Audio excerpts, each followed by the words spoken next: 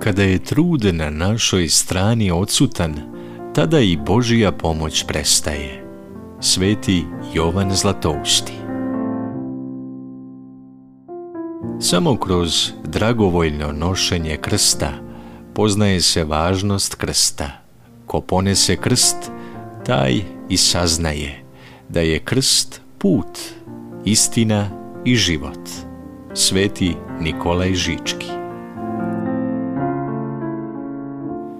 Ako ćemo da se hvalimo precima svojim, ne smemo biti manji od njih u molitvi i ljubavi. U molitvi da bi nam Bog bio saveznik, pomoćnik i zaštitnik. U ljubavi da bi nam život bio radost i snaga i svetlost. Sveti Nikolaj Žički. Ne napuštaj volju Božiju da bi ispunio volju ljudi. Prepodobni Antonije Veliki. Ne dešava se slučajno da Božije proviđenje dopušta događaje koji nas pogađaju. To se dešava ili kao kazna ili kao pouka. Sveti Filaret Moskovski.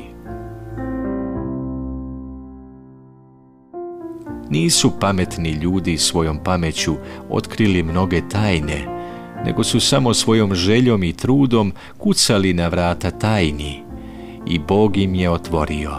Sveti Nikolaj Žički.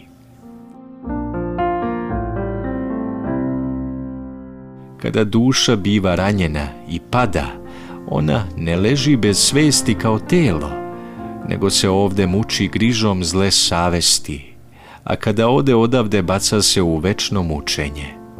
Ako neko ne osjeća bol od rana koje nanosi đavo, taj svojom bezosjećajnošću samom sebi priprema još veću nevolju, jer ko nije osjetio prvu ranu, taj će uskoro zadobiti i drugu, a posle druge treću.